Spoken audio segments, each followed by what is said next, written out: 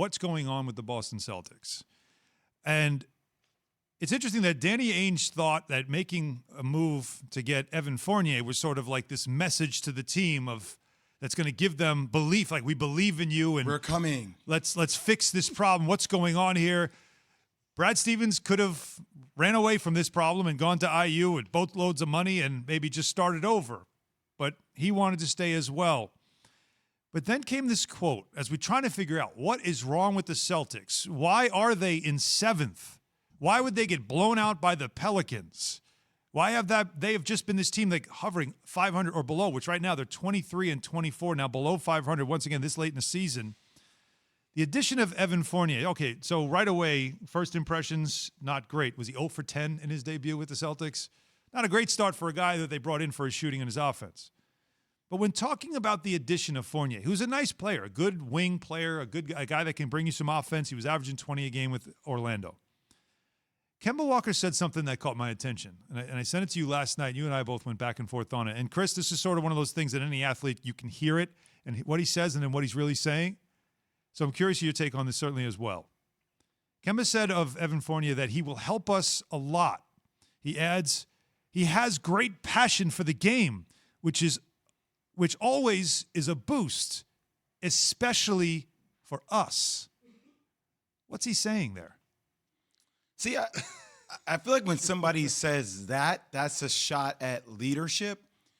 It feels to me like that's a shot at either Jayson Tatum or Jaylen Brown. I don't know why.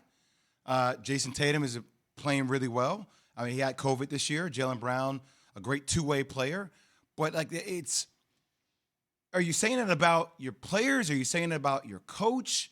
But it's a shot at somebody on the team in a leadership position.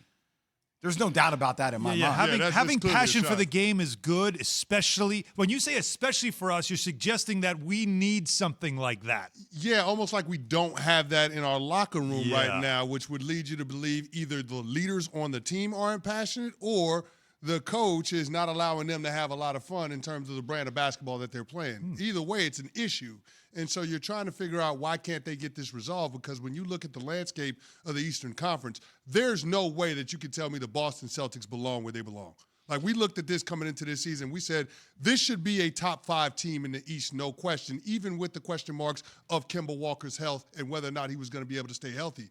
But the fact that you do have Jaylen Brown and Jayson Tatum, and this team 2 all-stars, and this team is where they're at right now at this point in the season, being below 500, that's completely inexcusable. So to me, it's clearly a chemistry issue that's happening within that team. Now, I don't know who's at fault with that issue, but clearly it's something that they've got to get figured out. I don't know how they do it. Can I call a timeout, CC? Go ahead. Want to get a 20? Want to get a 20?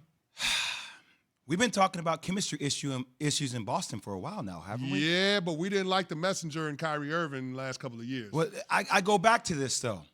It's interesting. I mean, I've seen actions to a degree, but I've seen the Brooklyn Nets kind of simmer down Kyrie Irving. Like, so it makes me think, like, and I'll go back to keep saying this.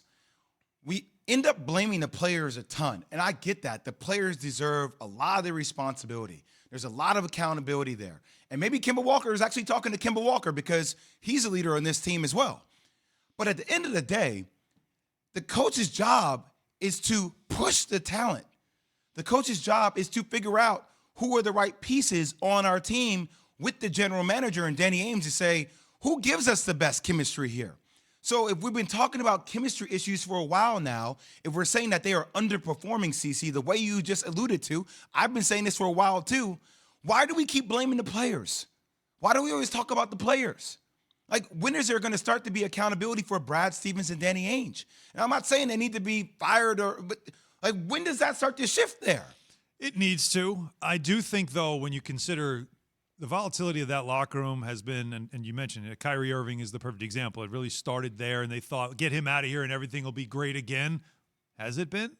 And then, of course, Marcus Smart is a guy that you know, hard on his sleeve kind of player, guy you love to have on your team, hate to play against. Mm-hmm. And why does he always tend to be the guy that when you hear about these meetings that they have and they air out, they air out all their problems, and Brad Stevens even referenced it now, this was good for us. It was healthy for us to get all this stuff out. Was it? Because the story is always that Marcus Smart's the one that starts in with everybody, as if he's maybe calling some people out for what they are doing or not doing.